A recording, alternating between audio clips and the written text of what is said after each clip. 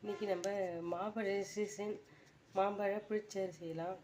வாங்க இப்போ எப்படி செய்யறதுன்னு பார்க்கலாம். இப்போ மாம்பழம் தோல் சீவிட்டு கட் பண்ணிட்டு வந்தாச்சு. ஒரு பழம் முழுசாவே போட்டுக்கலாம். இப்போ ஒரு பாத்திரத்தில் மாம்பழம்,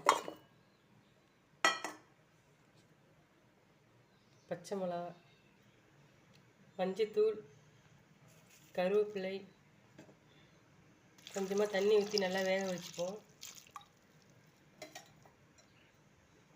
ஒரு மூடி போட்டு நல்லா வேக வச்சுக்கலாம். இப்போ தயிர் எடுத்து நல்லா அடித்து வச்சுக்கலாம். தண்ணியாக நல்லா தயிர் இந்த அளவு அடித்து வச்சுப்போம். அடுத்தது நம்ம ஒரு தேங்காய் இதுக்கு அரைச்சி எடுத்து வந்துக்கலாம். இப்போ ஒரு மிக்ஸி ஜாரில் 2 கைப்பிடி அளவு தேங்காய்,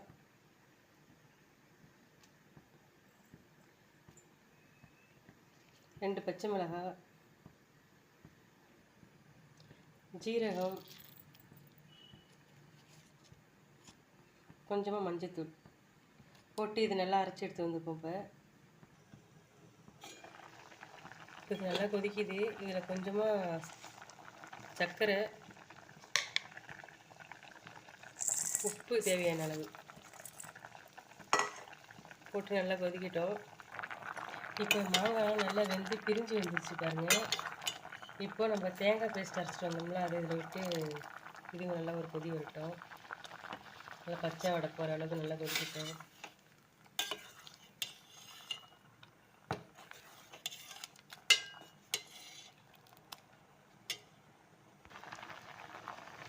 இப்போ நல்லா கொதிச்சிருச்சு. அடுப்பு ஆஃப் பண்ணிவிட்டு நம்ம தயிரை இதில் சேர்த்துக்கலாம்.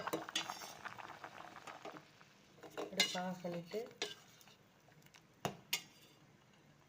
இப்போ நம்ம அடித்து வச்சுருக்கோம்ல தயிர், இதை இப்போ இதில் கலந்துக்கலாம். அடுப்பு ஆஃப் பண்ணிவிட்டு கலந்துங்க.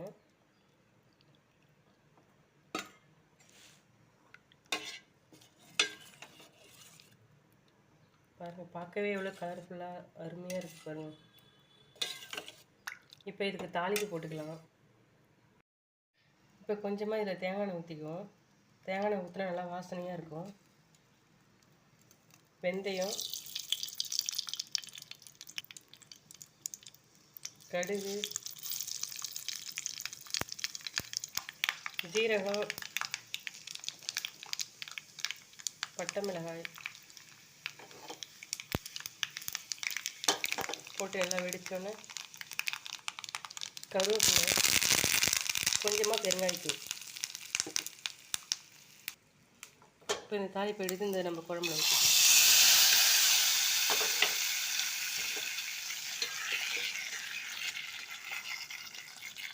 மாம்பழ சீசனில் இந்தமாரி நீங்களும் குழம்பு வச்சு சாப்பிடுங்க. நல்லது, உடம்புக்கு டேஸ்ட்டாக இருக்கும். வச்சு நீங்கள் இந்தமாரி சாப்பிடுங்க. உங்களுக்கு இன்னும் கெட்டியாக வேணாலும் வச்சுக்கலாம். கொஞ்சம் நல்லா வேக விட்டிங்கன்னா கெட்டியாக இருக்கும் மாம்பழம். மாம்பழம் குழம்பு ரெடி. நீங்களும் இந்தமாரி செஞ்சு சாப்பிட்டு பார்த்து எப்படி இருக்குன்னு சொல்லுங்கள்.